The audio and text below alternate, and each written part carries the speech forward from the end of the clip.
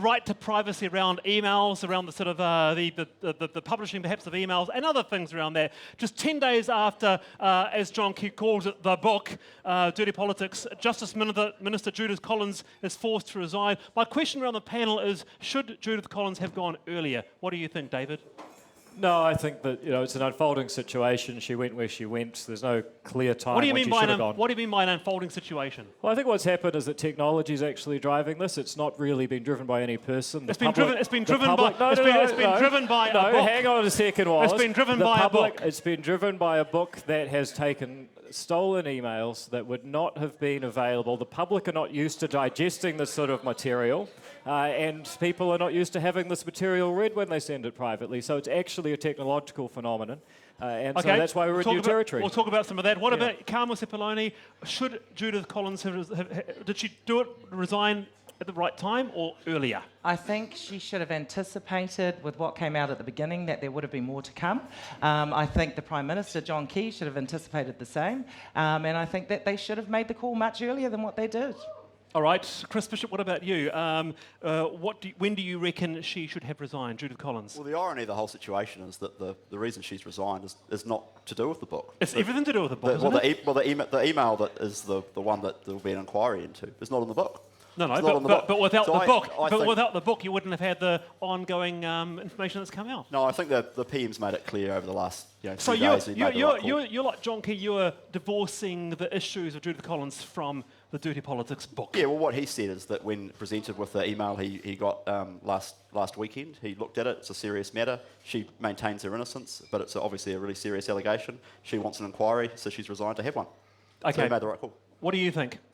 So the day after the book was published, the Green Party referred it and the allegations contained in it to all of the proper authorities for investigations. At that very point, the Prime Minister ought to have stood down Judith Collins. Because the allegations... The allegations contained in the book about her conduct are so serious that someone facing those allegations cannot possibly do her job. What about the issue of, stolen emails or using other people's emails, using other people's information? And what do you think about that? Well, I think we're going to hear from Nikki about that in a moment. But what I would say is, I'm no supporter of hacking, but what I would say is that no right is absolute. So the right to privacy is not absolute, and where the public interest is served, and I think very clearly the public interest has been served by the publication of the material in this book. Let's go to David. That right. Okay, let's go to David Seymour about that. I mean, to quote Nikki Hager, quoting, a leak is what you do when something important is going on that would not be found out otherwise. That's what a leak is. If you go through history, if you look at the Pentagon Papers, Daniel Ellsberg, the same thing applies, the same principle applies. What's different about this? Well, it's actually not a lot is different. The fact is that technology's changed.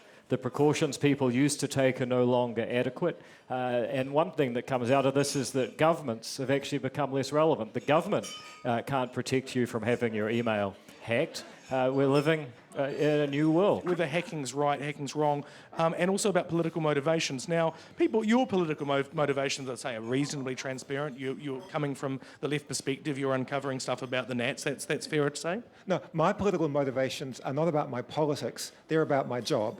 And my job is a simple one, and that is that if there's something really important to the country, which people are feeling and they're worrying about, but they can't prove and the country's confused, then if the only way to get that information is from a leak, well, that's exactly what you should do. If the government's not letting it out through the Official Information Act, if everything's locked down, then a leak is a safety valve of a democracy, and it was a fantastic leak.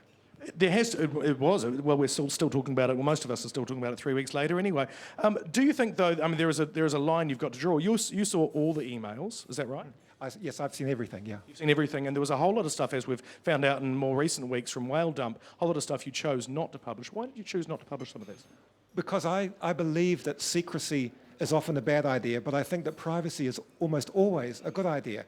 And if there was a lot of material in there which was about people's lives, it was about their embarrassing details of their lives which are no one else's business. And while my job was to expose the things which mattered to the politics of the country and the ethics of the country, was none of my business to go to the rest. So I was making a choice which ones came out. Had you seen, was amongst the stuff, you saw the one that's actually led to Judith Collins' resignation? I didn't see that email, but frankly, that is the most ludicrous excuse I have ever heard. If there hadn't been 2.5 weeks of Judith Collins getting more and more unpopular and more opinion polls saying she had to go since the book came out, one email would not have been used as the excuse. Well, and to be fair, you know, you did use her last chance up. So when this came out, she had no more last chances. So, I mean, you'd have to say logically you did in some ways contribute to that, right? I think I was one of the last, yeah. David Seymour, when you've knocked on those 11,000 doors on the good people of Epsom, what do they say to you? Do they care about dirty politics? No. Okay, that's not at all. Yep, that's... People are a bit miffed, but they don't see it as a major issue.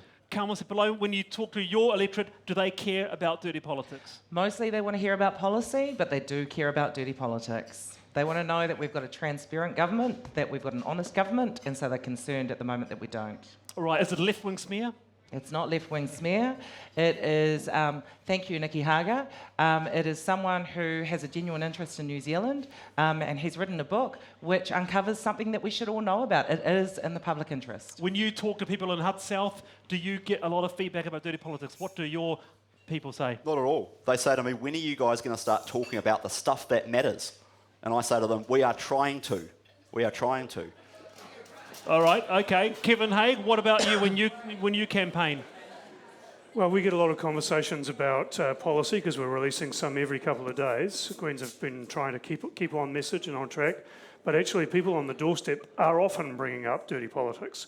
They are shocked and disgusted about what's been revealed.